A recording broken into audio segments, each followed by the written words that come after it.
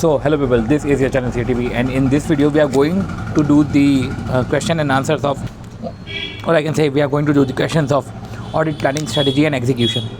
तो MCQs को छोड़ के हम सारी चीज़ें करेंगे. MCQ के लिए सेपरेट वीडियो बना देंगे. और अराउंड अगर हम देखें तो कितने क्वेश्चन होंगे, अराउंड देखा जाए 1 सेकेंड 20 क्वेश्चन है जिसमें हम MCQs तो करेंगे नहीं. तो देखो हम क्वेश्चन एंड आंसर जो है याद करते हुए भी चलेंगे, तो मे भी टाइम आपको लग जाए ज़्यादा. तो अगर आपको स्पीड धीरे लग रही हो तो आप इंटू 2 करके आप स्पीड को बढ़ा सकते हो. ओके, तो 19th क्वेश्चन है. 1 सेकेंड.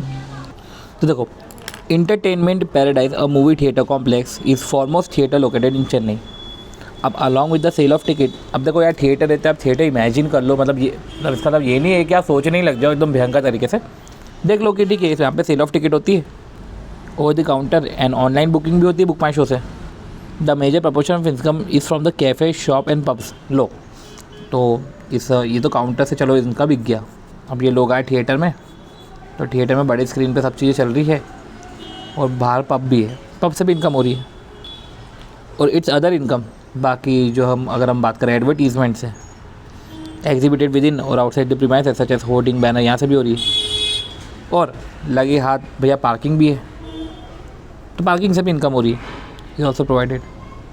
अब entertainment paradise appointed your firm as the auditor.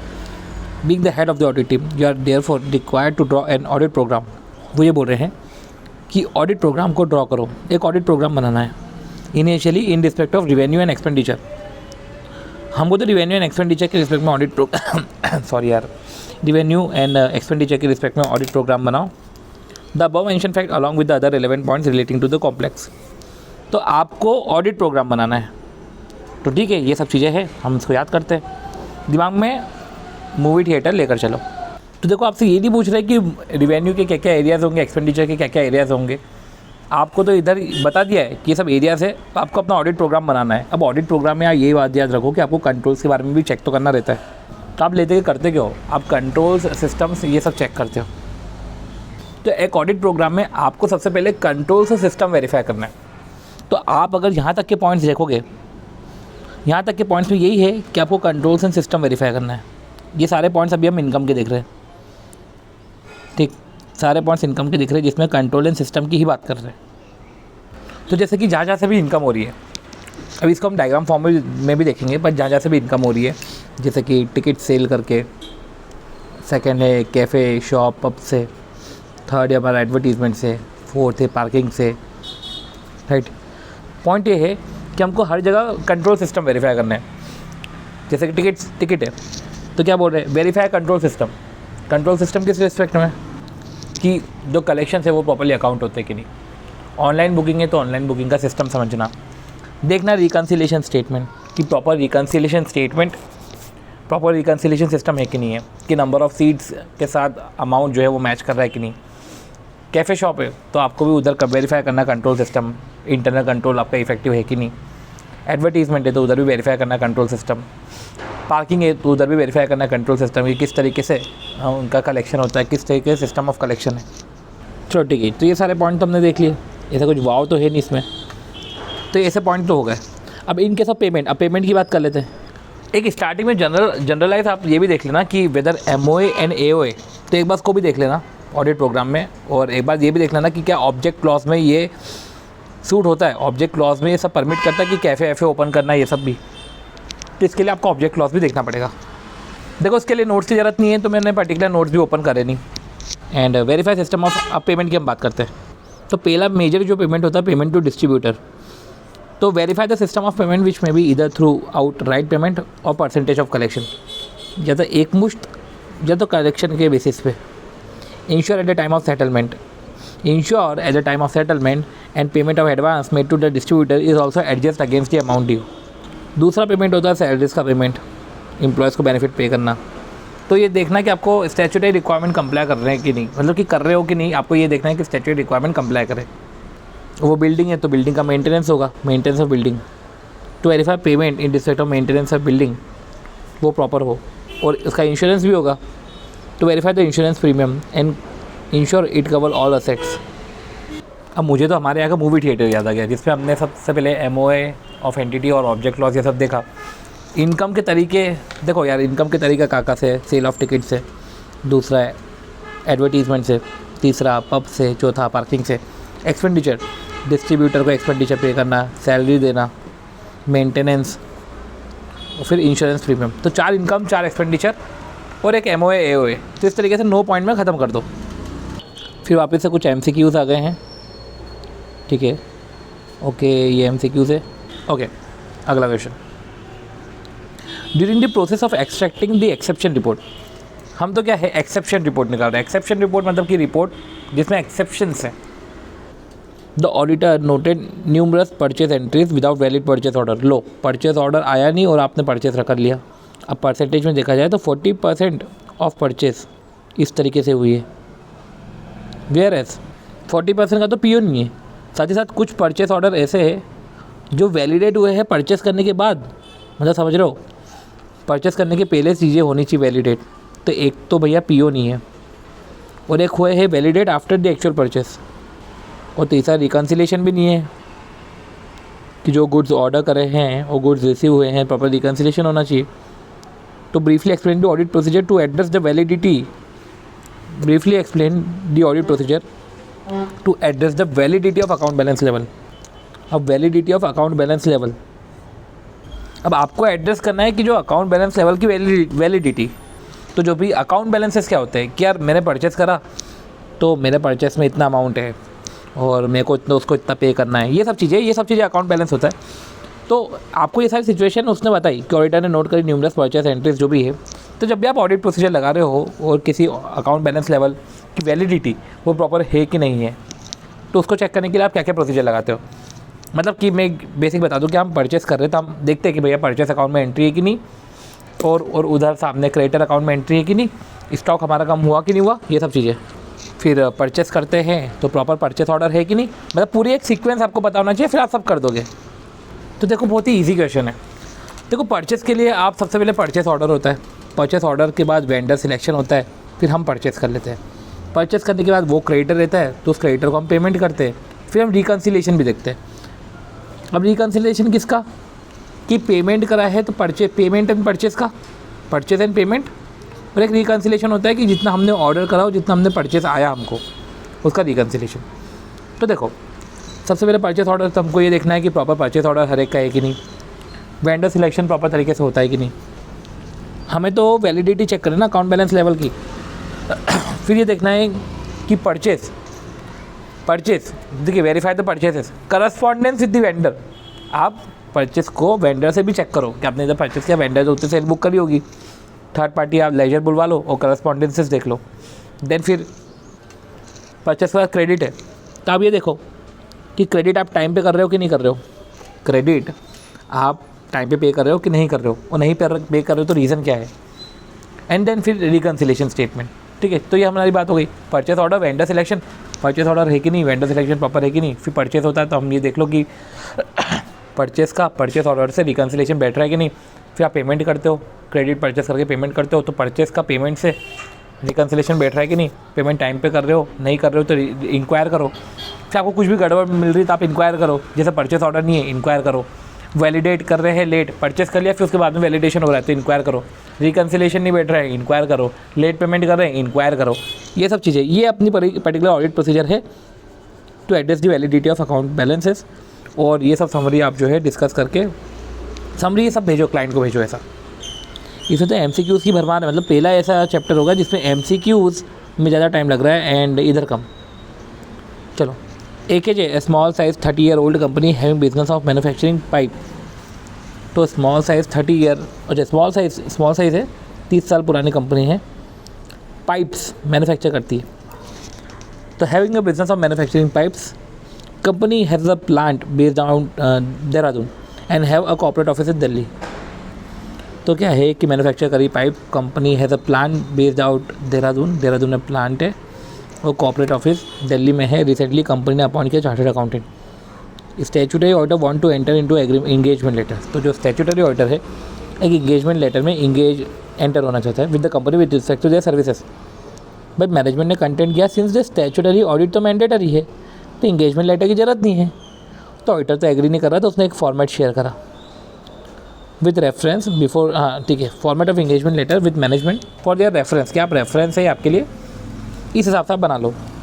अब in this respect auditor would like to understand as per SA 210 if the agreed terms of engagement shall be recorded in an engagement letter, कि क्या terms of engagement record होना चाहिए engagement letter में, और the suitable form of return agreement, what should be included in the audit engagement letter. तो वो क्या क्या पॉइंट्स है जो इंक्लूड होंगे इन ऑडिट इंगेजमेंट लेटर। तो सी ये वैसे भी ऐसे 210 का क्वेश्चन है, क्लियर कट ऐसे 210 में हमको मिल जाएगा। जब हम एसएस के क्वेश्चन करेंगे तब हम इसको एड्रेस करेंगे। ये क्वेश्चन तो आपने देख ही लिया होगा, ये क्वेश्चन बेसिक सा क्वेश्चन है, इसको वहीं पे एड्रेस करेंगे।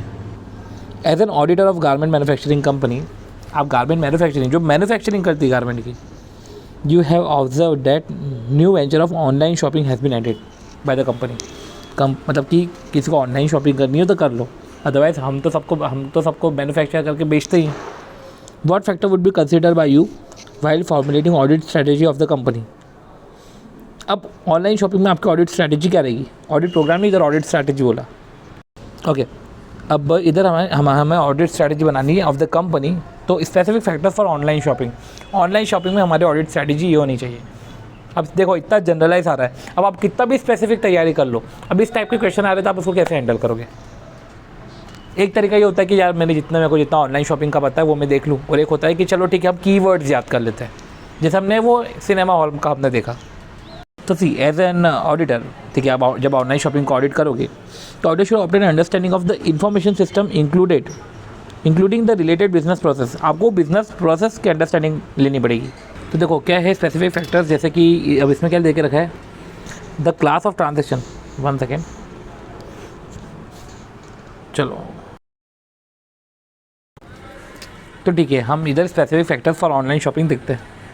तो सबसे पहले हमें तो अंडरस्टैंडिंग लेनी पड़ेगी इंफॉर्मेशन सिस्टम की, including the related business process, information system and related business process की। सबसे पहले जब ऑनलाइन ट्रांजेक्शन्स होते हैं तो एज एन ऑडिटर आपका ऑडिट स्ट्रैटेजी ये रहेगी कि इंफॉर्मेशन सिस्टम इस इवेंट को कैसे कैप्चर करता है। तो सबसे पहले किस तरीके से इंफॉर्मेशन सिस्टम, पहले हम इंफॉर्मेशन सिस्टम की बात करते हैं कि information system, event, transaction, conditions. तो how information system capture the particular event और कंडीशन अदर देन ट्रांजेक्शन के अलावा भी हाउ इंफॉर्मेशन सिस्टम इवेंट और कंडीशन को कैप्चर करता है जो सिग्निफिकेंट है तो फाइनेंशियल स्टेटमेंट।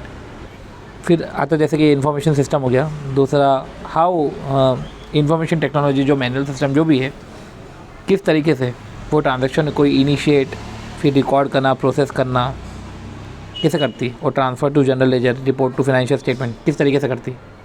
तो किस तरीके से, एक तो इंफॉर्मेशन सिस्टम किस तरीके से ट्रांजैक्शन इवेंट कंडीशन को जो सिग्निफिकेंट है, ट्रांजैक्शन इवेंट और कंडीशन जो सिग्निफिकेंट है किस तरीके से उसको कैप्चर करती है, और उसको कैप्चर करने के बाद किस तरीके से इनिशिएट, प्रोसेस, रिकॉर्ड ये सब करती है। कि तो हो गया इंफॉर्मेशन सिस्टम के बारे में। फिर class of transaction in the entities operation data significant to the financial statement, control surrounding general entry including non standard general entries used to record non recurring unusual transaction और adjustment, the related accounting record supporting information जो specific account है in the financial statement data used to initiate, record, process और report transaction. तो आपको understanding लेनी पड़ेगी कि how, जैसे कि अपन ने पढ़ा कि किस तरीके से इनिशिएट, रिकॉर्ड, प्रोसेस करते, तो उसमें बोल रहे कि रिलेटेड अकाउंटिंग रिकॉर्ड इन्फॉर्मेशन और specific accounts in the financial statement जो यूज़ होते हैं ये सब चीज़ें करने के लिए, तो हमको उसकी भी जानकारी होनी चाहिए।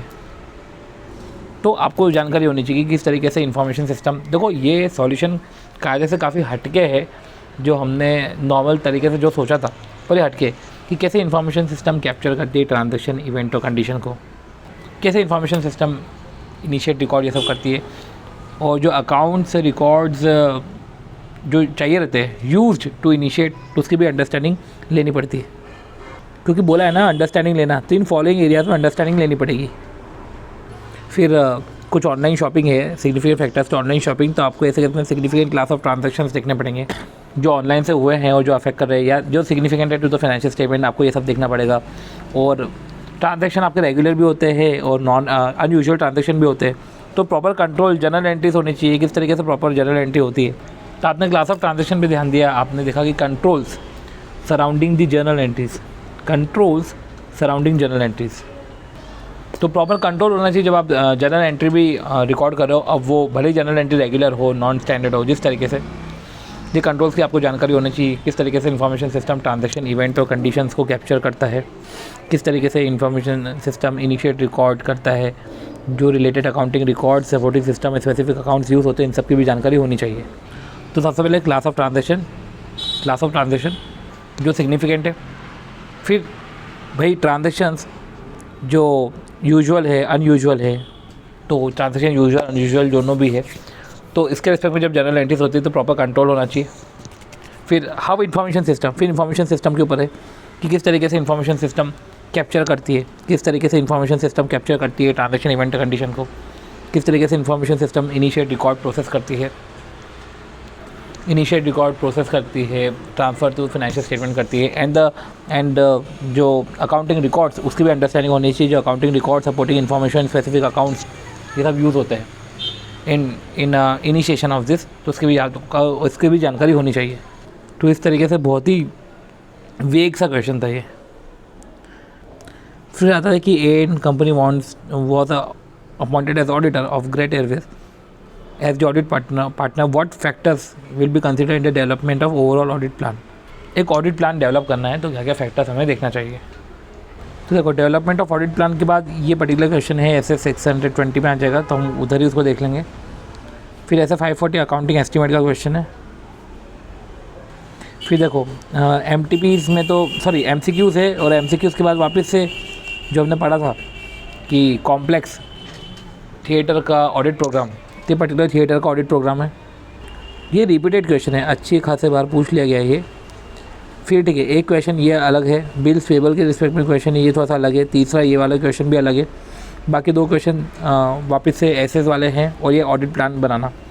तो 4 क्वेश्चन है, 4 क्वेश्चन जो थोड़े से हटके हैं, एक बार हम देख लेते हैं उसे। अब ये जो पर्टिकुलर ऑडिट प्लान है, ये ऑडिट प्लान आपको 300 के साथ ये क्वेश्चन करना चाहिए, ताकि जो है बेटर अंडरस्टैंडिंग हो ऑडिट प्लान की। तो जब हम ऐसे 300 करेंगे तब हम इसको देखेंगे। ओके, तो Indo bank appointed your firm of chartered accountant as a branch auditor. तो Indo bank appointed your firm of chartered accountant as a branch auditor for the financial year 18-19. Being head in charge of the assignment, while planning you distributed the work among your team member. तो आपने work जो है team member में distribute किया। And assign mister Parry for verification of bills payable. अब वो जो mister पैरी है वो तो बैंक ऑडिट में फ्रेश है, उसका आपसे गाइडेंस चाहिए कि बिल्स पेबल को कैसे चेक करें।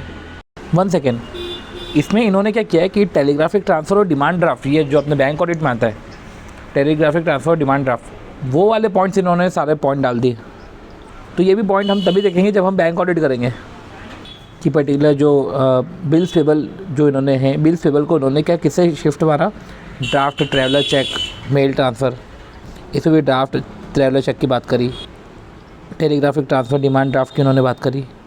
एक थोड़ा सा बिल्स पेबल की बात उन्होंने ऐसे कर ली कि जो आउटस्टैंडिंग आइटम है, जो बिल्स पेबल मतलब इतना पे करना है, तो sample of outstanding item comprise in bills payable with the relevant register. और कभी कुछ ओल्ड आउटस्टैंडिंग है, तो अगर कुछ old outstanding, reason for old outstanding debit paid without advice, तो ये सब एसर्टेन करो। तो इन्होंने पूरा टेलीग्राफिक ट्रांसफ़र और डिमांड ड्राफ्ट वाला सीन डाला है। इसको जो है हम बैंक ऑडिट में ही कवर करेंगे। चलो ठीक है, ये हो गया हमारा।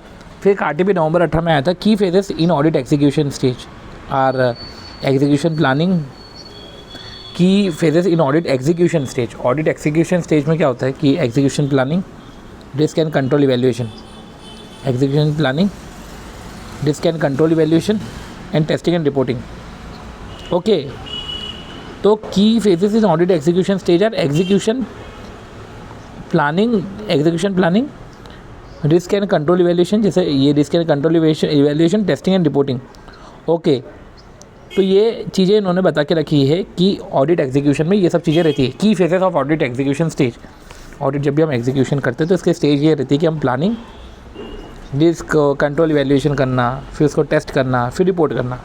क्या होता है कि हमने प्लानिंग करी, रिस्क को इवैल्यूएट करा, कंट्रोल्स को इवैल्यूएट करा, टेस्टिंग करी और इवैल्यूएट कर दिया, तो रिपोर्ट कर दिया। मतलब प्लानिंग कि हमने पर्टिकुलर प्लानिंग करी, अब हम इवैल्यूएट करेंगे risk and control evaluation, testing and reporting. तो ये सब इन्होंने डिफाइन किया है। देखो, अब एग्जीक्यूशन प्लानिंग क्या होता है। ऑडिट एग्जीक्यूशन के पहले हमको प्लानिंग करना ज़रूरी है ताकि एक रोड मैप बने ताकि एक पर्टिकुलर रोड मैप बने फॉर ऑडिट एग्जीक्यूशन। तो प्लानिंग से एक रोड मैप दिखता है, एग्जीक्यूशन प्लानिंग ज़रूरी है।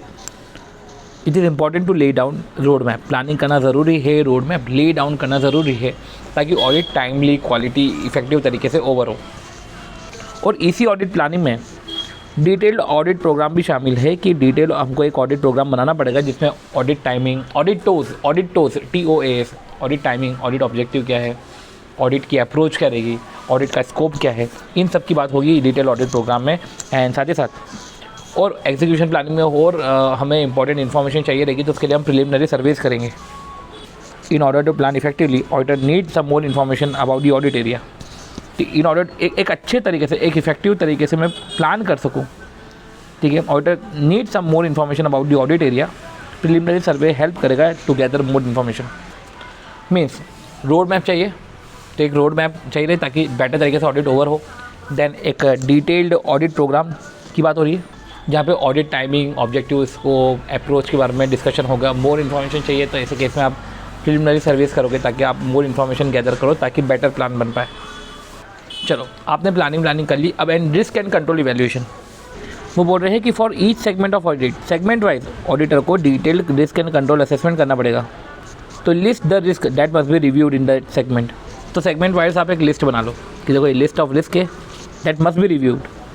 इस रिस्क के रिस्पेक्ट में कंट्रोल है कि नहीं, कंट्रोल है तो वो इफेक्टिव है कि नहीं। तो ये हो गया हमारा एक तो ऑडिट प्लानिंग, जहाँ पे हम जो है प्लानिंग में प्रॉपर रोड मैप होना चाहिए ताकि बेटर तरीके से ऑडिट हो पाए। डिटेल्ड ऑडिट प्रोग्राम की हम बात कर रहे हैं। डिटेल्ड ऑडिट प्रोग्राम में ऑडिट टोज होना चाहिए, टाइमिंग, ऑडिट का टाइमिंग क्या रहेगा, objective, approach, scope, preliminary survey होगा तो गैदर मोर इन्फॉर्मेशन ताकि बेटर तरीके से ऑडिट प्लान बन पाए। Then risk and control evaluation में हमने बात करी कि यार सेगमेंट वाइज बना दो ना, सेगमेंट वाइज ये बना दो कि रिस्क हमको जो रिव्यू करना है, कंट्रोल्स उसके रिस्पेक्ट में प्रॉपर है कि नहीं, वो इफेक्टिव है कि नहीं।